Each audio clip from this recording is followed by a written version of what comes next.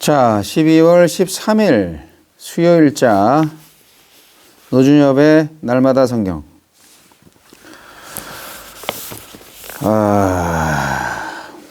욥기 36장 1절로 25절까지 말씀입니다.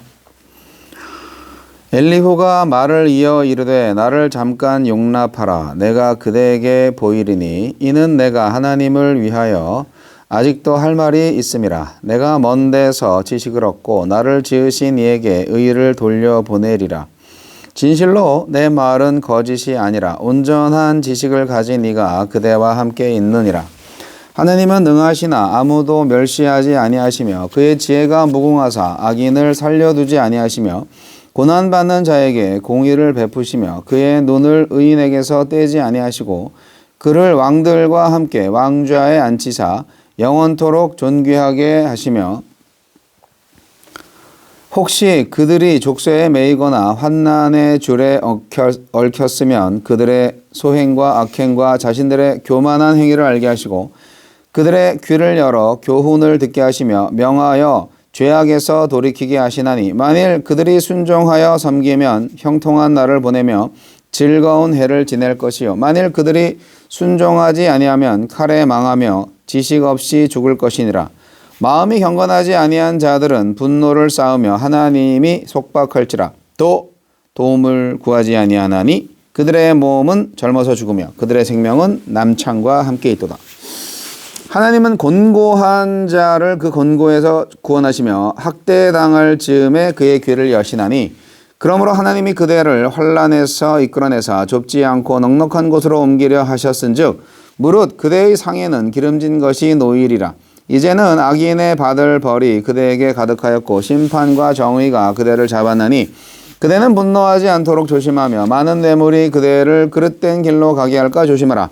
그대의 부르짖음이나 그대의 능력이 어찌 능히 그대가 곤고한 가운데에서 그대를 유익하게 하겠느냐. 그대는 밤을 사모하지 말라. 인생들이 밤에 그들이 있는 곳에서 끌려가리라.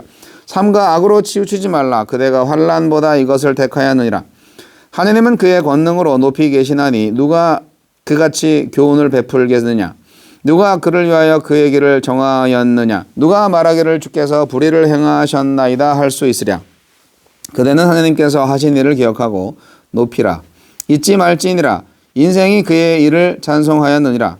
그의 일을 모든 사람이 우러러 보나니 먼 데서도 보느니라. 아멘. 욥에게 회개를 강요하는 엘리후. 36장에서 37장은 엘리후의 셋째 연설로 하나님의 정의에 대한 둘째 변호입니다. 엘리후는 죄를 교정하기 위해 고난을 주시는 하나님에 대해 변호합니다. 엘리후는 하나님의 대변인을 자처합니다. 자기 생각이 먼 데서 유래했고 자기의 의는 하나님의 의와 동일하며 자기 지식은 진실하고 완벽하다는 착각에 빠져서 하나님을 변호하려 합니다. 먼 데는 바로 하나님을 말하는 건데요. 하나님이 허락하신 경험과 지식의 한계를 겸손히 받아들이며 내가 틀릴 수 있음을 인정하고 있습니까? 하나님이 악인을 벌하시고 의인을 보호하신다는 지혜의 원리는 원칙적으로 맞지만 하나님의 섭리는 인간이 파악한 공식보다 훨씬 더 크고 위대하기에 현실에서는 예외적인 일들이 수없이 발생합니다. 욥과 같은 의인도 고난을 당합니다. 그러므로 벌받고 있는 욥은 분명히 숨기는 죄가 있을 것이다 라는 논리로 귀결되는 엘리후의 보응신학은 영적인 폭력입니다. 죄의 길로 가다가 멸망하지 않도록 하나님은 고난을 주시고 징계를 통해 죄에서 돌이키면 회복시키신다는 엘리후의 말은 옳습니다. 하지만 모든 고난의 이유가 죄를 지어서일 수는 없습니다. 욥의 경우처럼 교정의 목적을 뛰어넘는 하나님 나라를 위한 고난도 있습니다. 고난은 하나님의 징계라는 단순한 공식으로 형제 자매들을 정죄하지 말고 고난당하는 이들이 하나님의 뜻을 이루도록 기도로 도웁시다. 엘리후는 고난이 좋은 것이라고 말합니다. 하나님이 아픔을 사용하셔서 욥을 죄에서 구원하시고 더 좋은 곳으로 인도하실 거라고 합니다. 그러니 재물 욕심을 버리고 자기 이득을 취하지 말며 고난을 회피하는 악을 저지르지 말라고 충고합니다. 죄인에게는 합당한 권면이지만 죄 없이 고난받는 욥에게는 공허한 말, 상처 주는 말일 뿐입니다. 엘리후는 고난을 통해 욥을 교훈하시는 하나님의 은혜를 찬양하라고 합니다. 고난을 통해 우리를 가르치시는 하나님도 찬양해야 하지만 고난의 이유를 다 이해하지 못해도 그 고난을 통해 뜻을 이루실 하나님도 찬양해야 합니다. 주여, 우리 지혜로 감히 측량할 수 없는 하나님의 뜻 앞에 겸손하게 하소서. 욥기가 너무 길어가지고 고난당하면 욥도 힘들겠지만 욥을 이해하고 묵상하려는 매일 성경 구독자들도 아주 힘들 것 같습니다. 왜냐하면 똑같은 얘기를 계속 다른 말로 반복하고 있기 때문이죠. 그만큼 이 부분에게서 우리는 깨달음을 가져야 하는데, 깨달음이라는 게 지식적으로 깨달은 걸로 끝나는 게 아니라 실제로 그렇게 생각을 하고 행동을 옮겨야 되잖아요. 그런데 이 머리로만 그렇게 깨닫고 몸과 마음, 감정은 거기에 안 따라가는 게 대부분의 사람들이죠. 그러다 보니까 욥기가 어렵습니다. 하느님의 말씀은요, 실천하기에 어렵기 때문에 어려운 거예요. 왜냐하면 이것은 지식을 위한 책이 아니라 실천을 위한 책이잖아요. 구원을 주는 하느님의 말씀이고 회개하게끔 만드는 하느님의 치유의 도구입니다. 사랑의 도구입니다. 우리를 평화로 인도하는 하나님의 말씀의 기능이 그런 건데, 욥기는 우리의 사고방식 전체를 굉장히 새롭게 차원 높게 그렇게 만들어 주려고 하는 책이죠.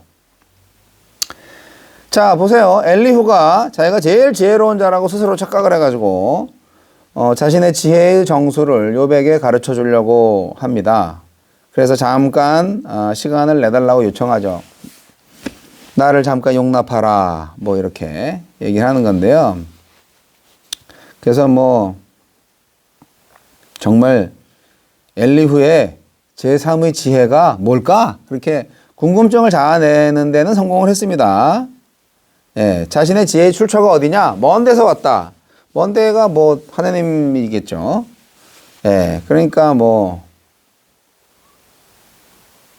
자신을 심리적으로 얘기하는 거죠. 여러분, 성경에서 많이 말하고 있고 우리도 그렇게 잘 알고 있는 규범적 지혜들의 요약적 특징이 있는데요. 그거를 간단히 정리해드리면, 첫째, 인과응보 사상. 그러니까 뿌린 대로 거른다는 거죠. 그리고 두 번째, 교만과 죄와 무지에서의 그 회개, 깨달음. 그리고 그를 위한 하나님의 경고로서의 징벌 시스템. 이것이 이제 교범적 지혜의 두 번째 주제라고 볼 수 있고, 그 다음에 세 번째로 볼 때는 선명한 이원론적 구분이 됩니다. 그러니까 선과 악이 있고요, 상과 벌이 있어요. 그리고 지혜와 무지, 이렇게 아주 그냥 극과 극으로, 예, 흑과 백으로 딱딱 이렇게 구분해 놓을 수가 있죠. 지혜, 지식, 슬기, 명철, 선, 악, 죄, 징벌, 교만, 깨달음, 회개, 죽음, 진노, 높은 자와 낮은 자, 재물, 부요, 행복, 기쁨, 불행, 고통, 고난, 이러한 주제와 어휘가 많이 나타나면 그것은 규범적 지혜에 속해 있다고 볼 수가 있습니다.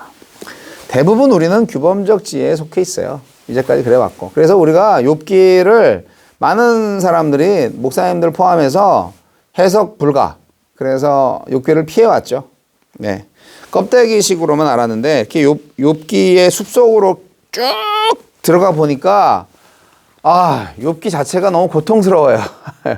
읽고 묵상하고 생각하고 이런 게 이렇게 힘들구나.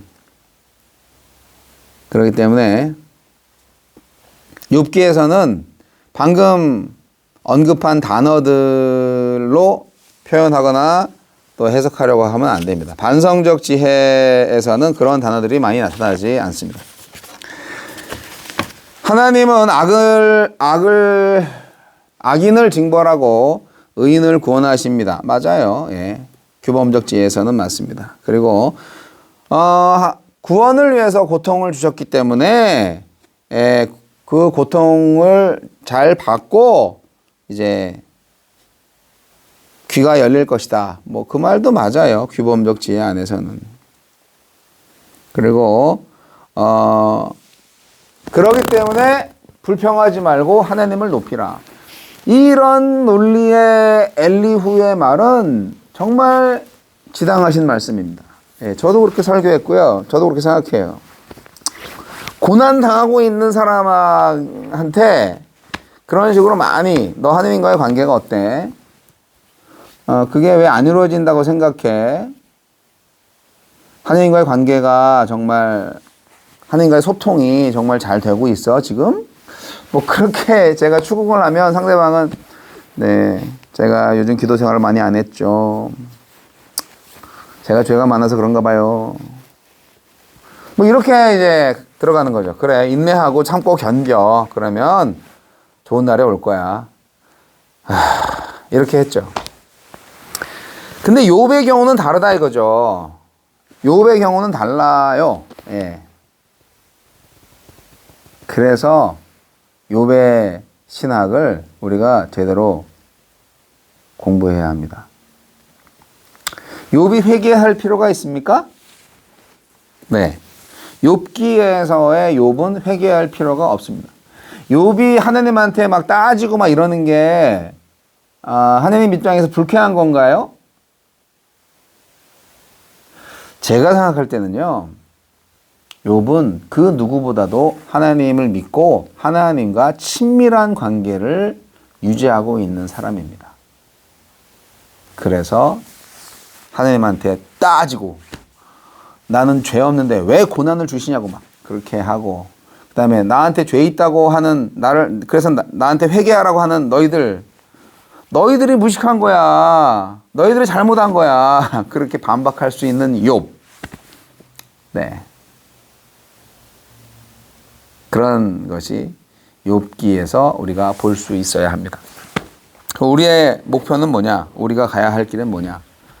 당연히 욥은 의인이고요. 우리는 욥처럼 되어야 합니다. 그만큼 하나님과의 관계가 더 깊고 더 클리어하게 더 하나님과 아주 가까운 사이로서 신뢰관계가 형성된 그런 예배자로서 살아야 되는 것이죠.